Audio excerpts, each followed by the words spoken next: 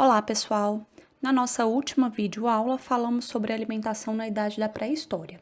Hoje iremos falar sobre alimentação na Idade Antiga. Vamos lá? A Idade Antiga, ou Antiguidade, foi o período da história que se desdobrou desde a invenção da escrita, que ocorreu entre 4.000 a 3.500 anos antes de Cristo, até a queda do Império Romano no Ocidente, que se deu no ano de 476 depois de Cristo e marcou o início da Idade Média. Ao falarmos desse período em que houve o processo de formação das primeiras civilizações da antiguidade, nos deparamos com os feitos e costumes dos povos que se instalaram na região do Crescente Fértil, local que abrange o Nordeste africano e vai até as imediações do Oriente Médio. Geralmente, a proeminência dessas populações está intimamente ligada ao domínio da agricultura e à construção de grandes centros urbanos, que dependiam de toda a riqueza e prosperidade dos grandes mananciais de água presentes na região. A antiguidade foi um período importantíssimo da história, pois nessa época teve início a formação de estados constituídos com certo grau de nacionalidade, territórios e organização mais complexas que outras cidades encontradas antes desse período da história. O que diferencia essa época de outras anteriores ou posteriores são os fatores culturais das civilizações mais marcantes, como Roma e Grécia antigas. Embora essas duas civilizações clássicas tenham se destacado na Idade Antiga, diferentes povos se desenvolveram também neste período. Entre eles destacam-se as civilizações do Egito, Mesopotâmia, China, persas, hebreus, fenícios, além dos celtas, etruscos, eslavos, dos povos germanos, os quais incluem os visigodos, ostrogodos, anglos e saxões.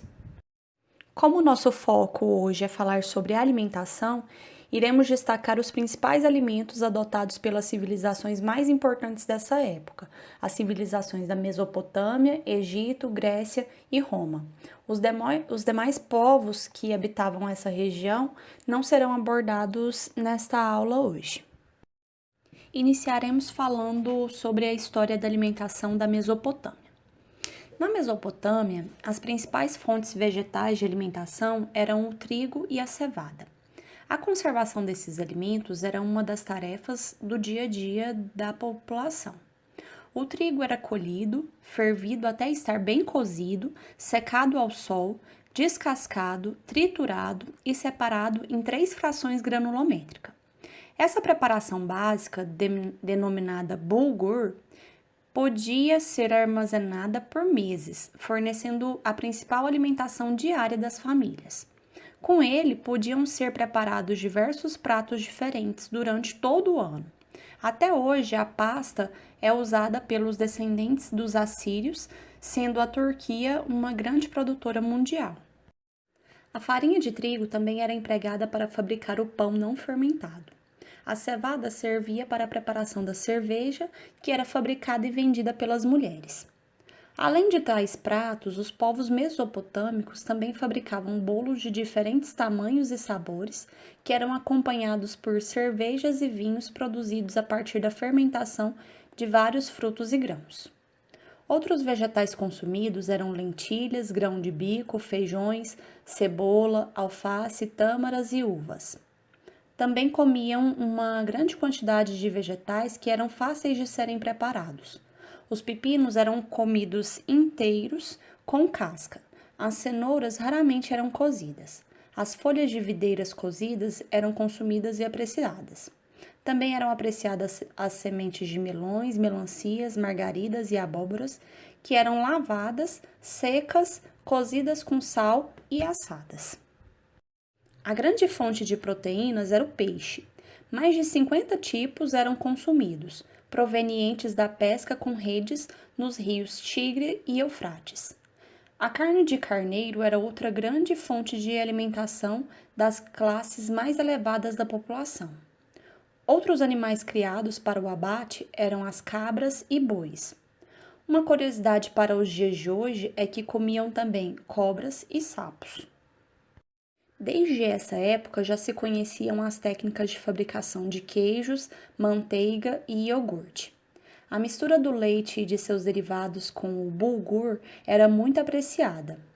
Pratos cozidos com esses ingredientes eram o olebani, farinha de trigo cozida com leite ou iogurte, a gabula, grãos secos de trigo cozido com manteiga, e a dokiwa, farinha de cevada cozida com manteiga e carne com ossos. Os povos antigos da Mesopotâmia foram os precursores no processamento do leite. Alguns relevos datados de 2500 a.C., encontrados em ruínas, mostram as atividades da preparação da manteiga e outros derivados. Os queijos também eram processados e armazenados. O creme de leite, sólido como queijo, era guardado em ânforas enterradas no piso das casas para evitar o forte calor que poderia deteriorá-lo. Outra importante civilização da Idade Antiga é a do Egito. Esta civilização nasceu entre os rios Tigres e Eufrates por volta de 5.500 anos antes de Cristo e migrou para as margens do rio Nilo em 3.200 anos antes de Cristo, onde deu-se origem ao mais antigo núcleo de civilização da história. A civilização egípcia prosperou graças ao poderoso rio Nilo, que fertilizava as terras na época das cheias. Os plantios realizados às margens do rio proporcionavam ao povo uma comida rica e bastante variada. A base da alimentação egípcia era de cereais como o trigo e a cevada. A partir destes grãos produziam-se o pão e a cerveja, que constituíam elementos básicos da alimentação egípcia. Para fazer o pão, a dona de casa ia buscar trigo no celeiro e moía-o entre duas pedras para o transformar em farinha. Era um trabalho muito duro. Depois misturava a farinha com água e fazia pães de muitos formatos e tamanhos. Algumas vezes adicionava-lhes um tempero, como alho, por exemplo. Se a dona de casa desejava fazer cerveja, ela cozinhava os seus pães muito levemente. Depois esmigalhava-os, misturava-os com água e deixava fermentar a mistura que se transformava em cerveja. A mistura tinha que ser coada antes de poder ser bebida por causa dos pedaços de pão que ficavam sólidos ainda na mistura. Acredita-se que tenham sido os egípcios quem cultivaram o levedo para a fermentação da massa de pão, embora alguns historiadores sugiram que o fermento possa ter existido desde a pré-história. O pão era tão importante para os egípcios que o termo ganha-pão faria mais sentido do que nunca por lá, pois o salário de um dia de trabalho era pago com 3 pães e 2 canecas de cerveja. Outros alimentos bastante consumidos pelos egípcios eram os vegetais, como a cebola, fava e lentilha. Destacam-se também o cultivo de cogumelo, repolho e ervilhas secas. Além do consumo também de frutas como figo, tâmara, romãs, amêndoas e outros. Uma curiosidade é que a alface já era produzida e normalmente utilizada como calmante. O açúcar era obtido do mel e servia para adoçar alguns alimentos e bebidas, porque até então não existia a cana-de-açúcar. Com o estreitamento das relações com povos vizinhos, introduziram na sua culinária as carnes, aves, peixes, ostras, ovos e frutos variados. A maior parte da população comia peixe normalmente. O rio Nilo transbordava de peixes, fazendo com que os egípcios pudessem desfrutá-los frescos, secos ou salgados. A população de classe baixa às vezes pagava por algumas espécies de aves e gado. Devido ao seu alto valor, a carne era mais comum na mesa dos ricos. A classe baixa geralmente só comia carne durante alguma festa. Entre os condimentos utilizados, destaca-se a presença do alho e do açafrão, que eram amplamente utilizados, sendo o açafrão encontrado com aspecto religioso em muitas pinturas como oferenda ao deus Sol. Utilizavam ainda a sálvia, tomilho, alho poró, cebolinha, alcaparra, raiz forte, orégano e coentro para condimentar as comidas. As bebidas comuns eram a cerveja, o vinho e misturas à base de mel, denominados hidromel. As vinhas eram organizadas para crescerem sobre suportes de madeira que facilitavam a sua colheita, de modo muito semelhante ao que ocorre ainda hoje. Quando as uvas estavam prontas para a colheita, eram recolhidas e colocadas em um recipiente, geralmente feito de pedra, onde se pisava sobre elas para obter o caldo, que escorria para um reservatório secundário. Os trabalhadores recolhiam o suco obtido e o colocavam em potes para o processo de fermentação.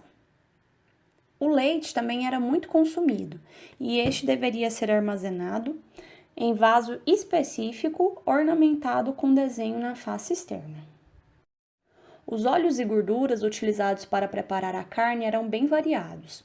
Extraídos de cabras, raízes, plantas e sementes, eram utilizados para fritar ou cozinhar alimentos como legumes e carnes. As pessoas mais pobres cozinhavam no chão de suas casas. Já as pessoas mais ricas cozinhavam em uma parte separada dos outros cômodos da casa para evitar que a fumaça entrasse, e dispunham de serviçais para lhes preparar e servir a comida. Cozinhava-se sobre fogueiras, assim a carne tinha que ser assada em espetos ou estufas, em panelas. O pão era cozido em recipientes de cerâmica colocados em volta do fogo. Os antigos egípcios comiam com as mãos, prática que até hoje é vista nas famílias do Vale do Nilo. Outro fato interessante sobre a alimentação é que os egípcios acreditavam que depois da morte iriam ter as mesmas necessidades da vida. Por isso, era costume depositar comida nas tumbas a fim de garantir o sustento eterno. Portanto, dessa forma, quando alguém morria, os parentes se encarregavam de preparar alimentos para colocar em oferenda ao falecido. A terceira grande civilização que iremos abordar nessa aula é a da Grécia Antiga. A alimentação na Grécia Antiga foi muito influenciada pelo clima e pela geografia local. Por causa do clima, os gregos estavam habituados a uma alimentação bastante rica em frutas.